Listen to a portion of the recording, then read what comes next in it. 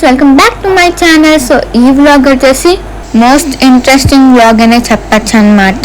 So ఎందుకంటే ఇది మన రాజమండ్రిలో బాగా ఫేమస్ అయిన టెంపుల్ అనమాట ఇది. సో ఇది వచ్చేసి గౌతమి ఘాట్ దగ్గర అయితే ఉంటుంది ఫ్రెండ్స్. సో చాలా బాగుంటుంది అనమాట గుడి.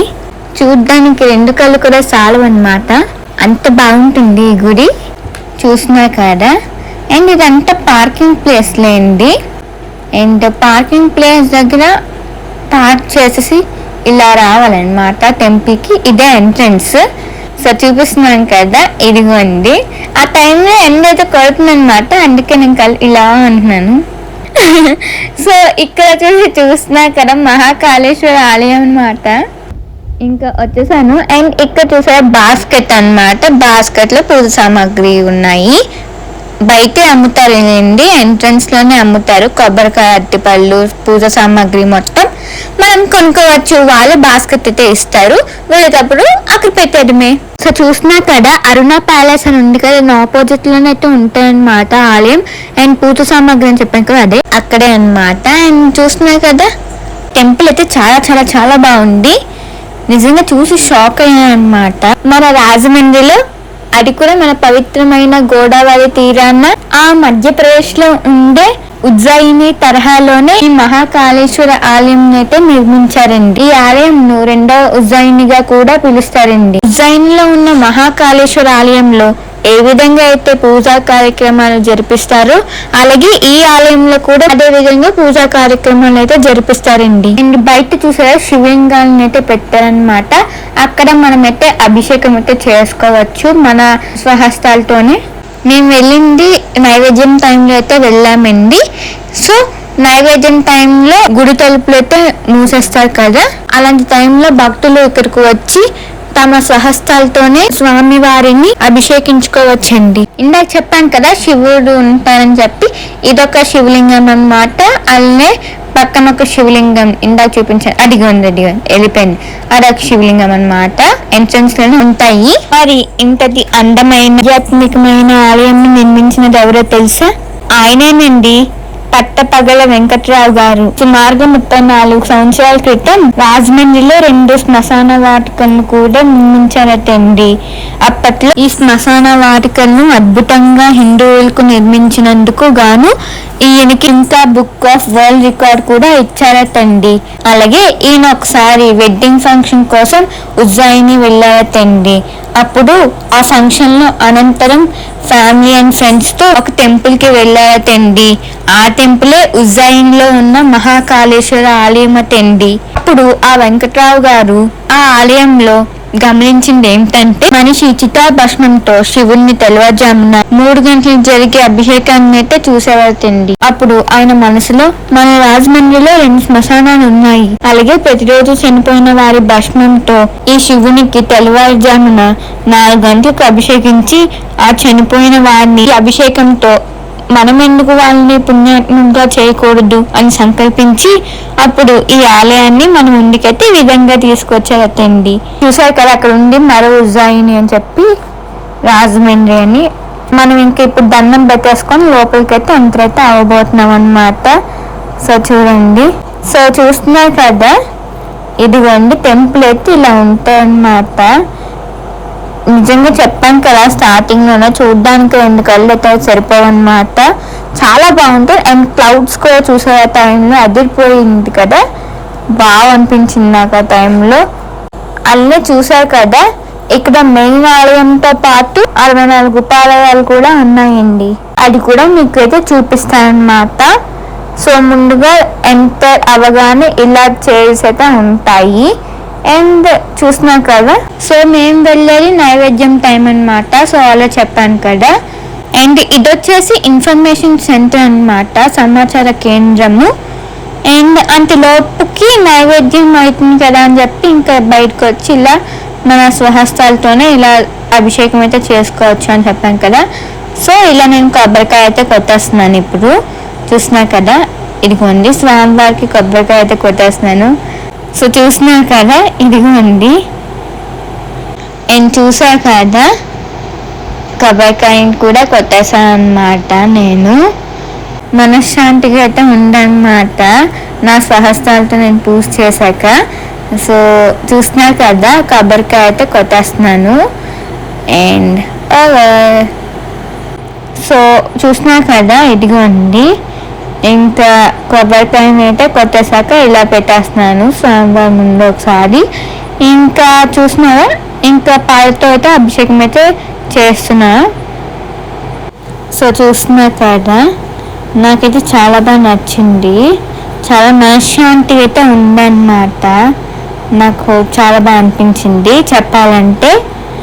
సో చూస్తున్నారు కదా, ఇదిగోండి. సో ఆ బుట్ట కూడా అక్కడే ఉంది చూస్తున్నారు కదా. ఇంకా ఇక్కడ పాల అభిషేకం చేసేసాక ఇంకా ఇదిగోండి ఇలా పుష్పాలతో అలంకరణ అయితే చేస్తున్నాను స్వామివారిని.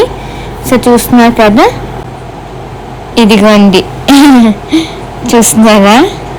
నిన్న టైంలో ఎండ అయితే చాలా ఎక్కువగా ఉందన్నమాట. యాక్చువల్లీ కాల్ కాలిపోయింది, బట్ స్వామివారిని తలుచుకుంటూ ఓం నమ శివాయ అనుకుంటూ నేనైతే ఇలా అభిషేకం అయితే చేస్తున్నా. సో ఇప్పుడు దండం పెట్టుకుంటున్నాను చూస్తున్నా కదా. ఇంకా నేను అభిషేకించిన దాంట్లోనే తలపైన అయితే ప్రోక్షణ అయితే చేసుకున్నా. సో చూసారు కదా, ఆలయ ప్రధాన గోపురంకు 4 గాలి గోపురాలు అయితే నిర్మించారండి. అవి మీరు చూస్తున్నారు కదా, ఇదిగోండి ఇవే సుమారుగా 75 అడుగులు ఉంటాయండి. అలాగే ఈ ఆలయంలో మనం చెప్పుకోవాల్సిన ఎన్నో విశేషాలు అయితే ఉన్నాయండి. సో మెయిన్ ఆలయం అది మీకు చూపిస్తాను. ఫస్ట్ మీకు ఉపాలయాలను అయితే చూపిస్తాను అనమాట. 64 ఉపాలయాలు అయితే ఉంటాయి. ముందుగా చూస్తున్నారు కదా, శ్రీ వినాయకుడితో అయితే స్టార్ట్ అయితే చేద్దాం అనమాట. సో అలా మీకు బోర్డు కూడా చూపిస్తాను, అలానే దేవుణ్ణి కూడా చూపిస్తాను. సో మీరు బోర్డు చూసి దేవుణ్ణి చూడండి. ఉపాలయ విగ్రహాలను పాలరాతితో అయితే చేయించారటండి. అన్ని కూడా రాజస్థాన్ లో తయారు చేయించారట. సో చూస్తున్నారు కదా, పాలరాతి విగ్రహాలండి, చాలా బాగున్నాయి కదా. శ్రీ సుబ్రహ్మణ్యేశ్వర స్వామి వారు. సో దండం పెట్టేసుకుంటున్నా. అండ్ ఇక్కడ వచ్చేసి శ్రీ అయ్యప్ప స్వామి వారు అనమాట. మీరు కూడా చూస్తూ ఉండండి వీడియోని స్కిప్ చేయకుండా, ఎందుకంటే మంచి మంచి విషయాలను అయితే మిస్ కాకూడదు కదా. సో చూసినా కదా, ఇంకా దండం అయితే పెట్టేసుకుంటున్నాను. అండ్ మీరు కూడా దండం అయితే పెట్టేసుకోండి అనమాట, ఏ దేవుని చూపించినా. అండ్ ఇక్కడ వచ్చేసి శ్రీ శివ పార్వతులు అనమాట. చూడండి ఎంత బాగున్నారో.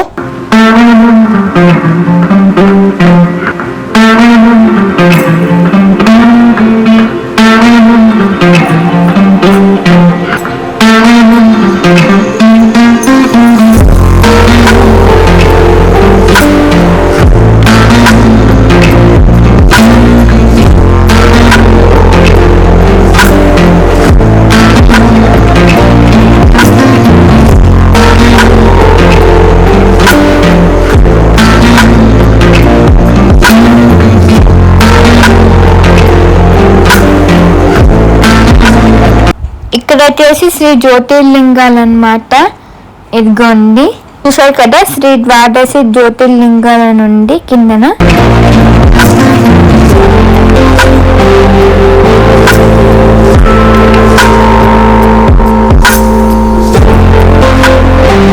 సో ప్రదక్షిణం అయితే చేస్తున్నా. సో ఇప్పుడు చూడండి, అదిగోండి చూసారు కదా సూర్యకిరణాలు ఎలా ఉన్నాయో.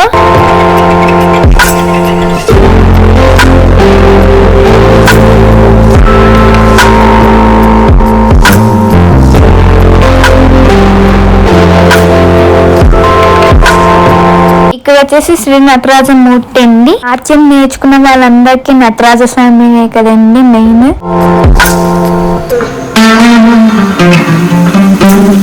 సో చూస్తున్నా కదా, శ్రీ హరిహర మూర్తి అన్నమాట. హరిహర మూర్తి అంటే ఒకవైపు శివుడు అన్న ఒకవైపు విష్ణు అన్నమాట. శ్రీ కాలభైరవుడు అన్నమాట. కాలానికి అధిపతి అయిన ఈ కాలభైరవుని దర్శించుకోవడం మనకి ఎంత అదృష్టం కదండి. సో ఇప్పుడు మనం లింగోద్భవ మూర్తిని అయితే దర్శించుకుంటున్నామండి. చూస్తున్నారు కదా స్వామివారు ఎంత బాగున్నారు.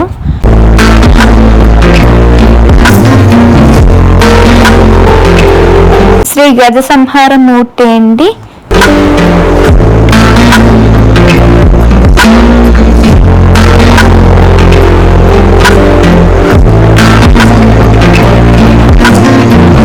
ఇక్కడ వచ్చేసి శ్రీ దక్షిణామూర్తి అండి. సో చూస్తున్నారు కదా.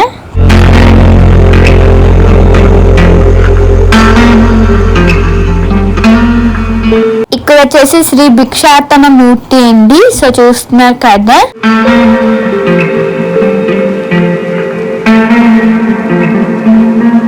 ఇక్కడ వచ్చేసి శ్రీ ఏకపాద మూర్తి అండి. సో చూస్తున్నారు కదా. సో చూసారు కదా, ఈ స్వామివారు ఒకటే పాదం కలిగితే ఉన్నారు.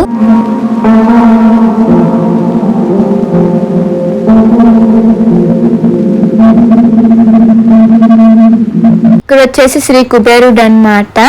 చూడండి, ధనానికి అధిపతి కదండి.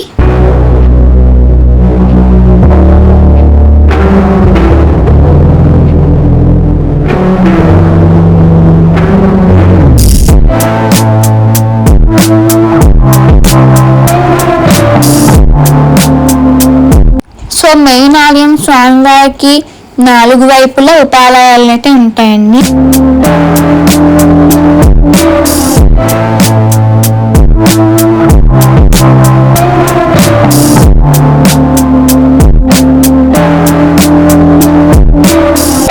సో ఇక్కడ వచ్చేసి శ్రీ గౌరీదేవి అన్నమాట.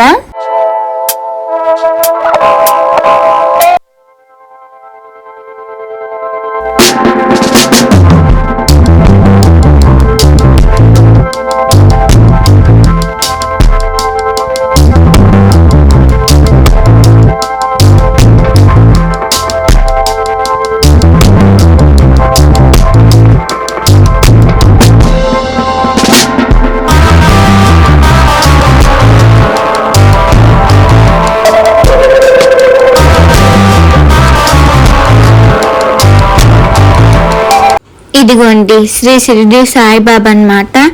సో సద్గురు సాయినాథ్ మహారాజ్ కి జై.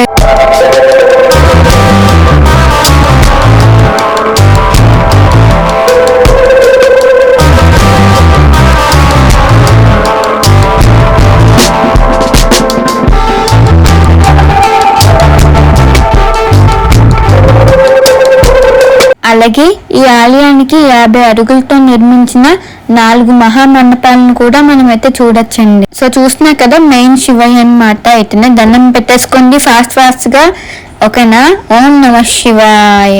స్వామివారిని భక్తులు దర్శించుకోవడానికి 4 దిక్కుల్లో ఓపెన్ లో అయితే ఉంటారండి.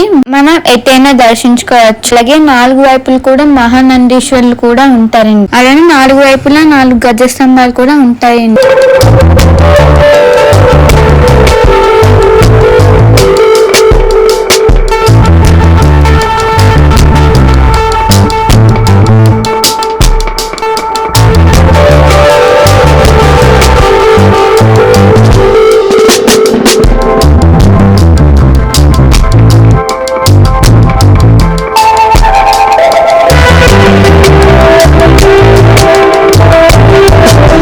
చెప్పాను కానీ 4 గజస్తంభాలు అని చెప్పి, సో ఇరుక గజస్తంభం అన్నమాట.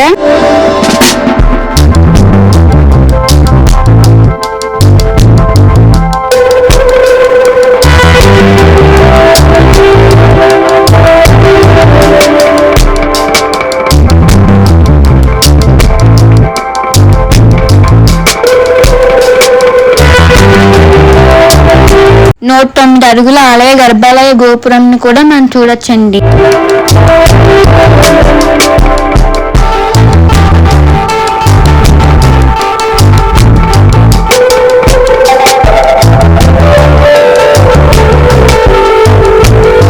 సో నేనైతే శివయ్యని అయితే దండం అయితే పెట్టేసుకుంటున్నాను అన్నమాట శివయ్యకి. సో చూస్తున్నారు కదా, ఇదిగోండి.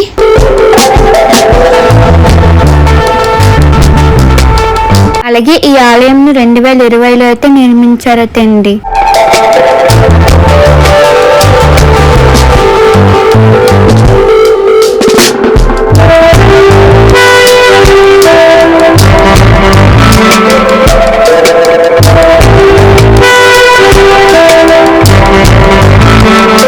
ఇక్కడ ప్రసాదాలు కూడా ఉన్నాయన్నమాట. పులిహోర అయితే 10 రూపాయలు, లడ్డు కూడా 10 రూపాయలు.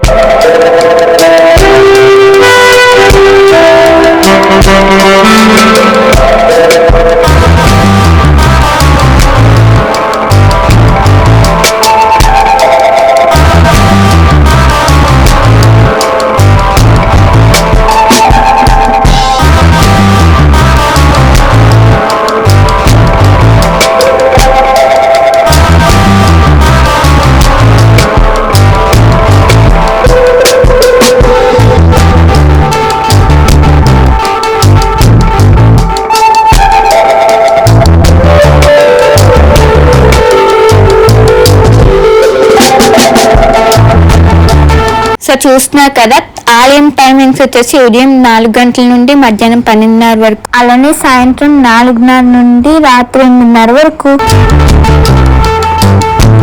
అలాగే ఇంతటి అందమైన నందీశ్వరులను, అలానే ప్రధాన ఆలయంలో ఉన్న శివలింగాన్ని తిరుపతిలో తయారు చేయించారటండి.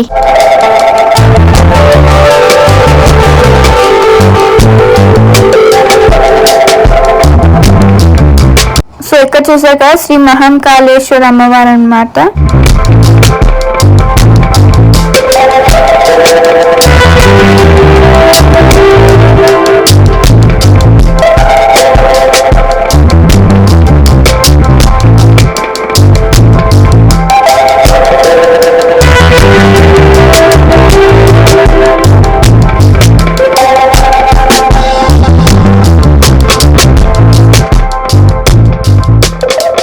చూసారా స్వామివారు ఎంత బాగున్నారో చూడడానికి. శివయ్య. ఈ ఆలయ అడ్రస్ వచ్చేసి పవిత్ర గోదావరి తీరాన ఇన్నిస్పేట, అదేనండి మన గౌతమి ఘాట్ దగ్గర కైలాస భూమిని ఆనుకుని అయితే ఉంటుందండి. అలానే ఇప్పుడు చూడండి గోపురం మీద శిల్పి ఎన్ని విగ్రహాలను చెక్కారో, చాలా గ్రేట్ కదా. అలానే నేను మీకు 2 వైపులా ఉపాలయాలను అయితే చూపించాను ఇందాక. సో మరో 2 వైపుల ఉపాలయాలను అయితే మీకైతే చూపిస్తున్నాను ఇప్పుడు.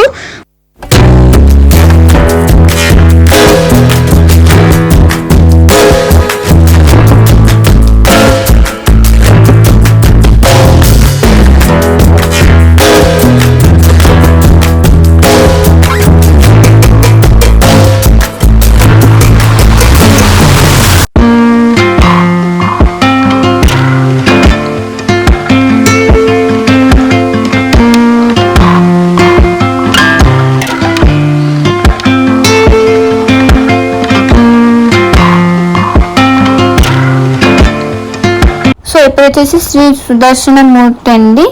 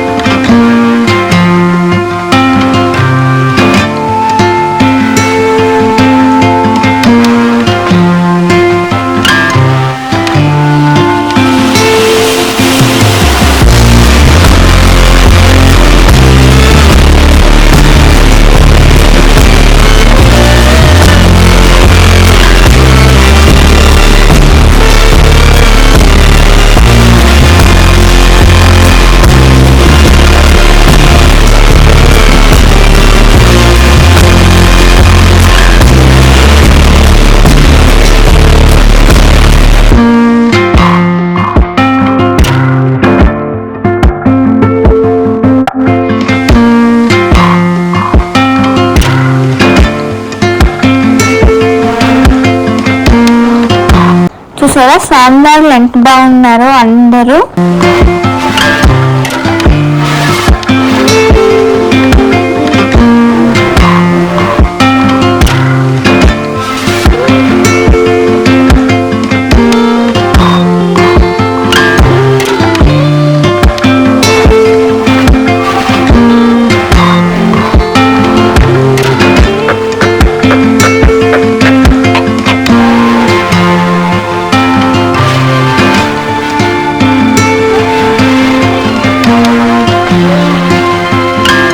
ఇక్కడ వచ్చేసి శ్రీ నవలింగాలు అన్నమాట. సో చూస్తున్నారు కదా,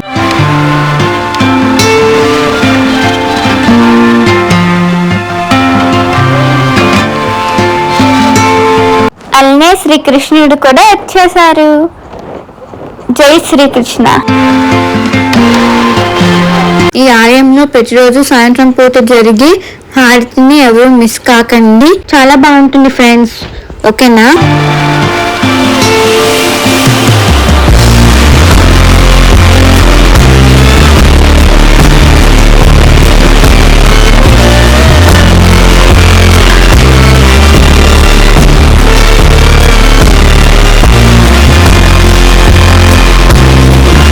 చూసారా ఆలయం కూడా ఎంత బాగుందో. ఇంతటి అద్భుతమైన ఆలయాన్ని కట్టించిన వెంకట్రావు గారు చాలా గ్రేట్ కదండి. అలా ఆలయాన్ని తయారు చేసిన శిల్పి శ్రీనివాస్ గారు కూడా గ్రేటే కదండి. ఒక గొప్ప ఆలయాన్ని అయితే మీకు చూపించానని అనుకుంటున్నాను. సో కొత్త వాళ్ళు ఎవరైనా నా ఛానల్ని చూసినట్టయితే సబ్స్క్రైబ్ చేసేసుకోండి. సబ్స్క్రైబ్ చేసుకోలేని వాళ్ళు అలా లైక్ చేయలేని వాళ్ళు లైక్ అయితే చేసేయండి. ఈ వీడియోని మీ ఫ్యామిలీ అండ్ ఫ్రెండ్స్తో షేర్ అయితే చేసేయండి. Thanks for watching.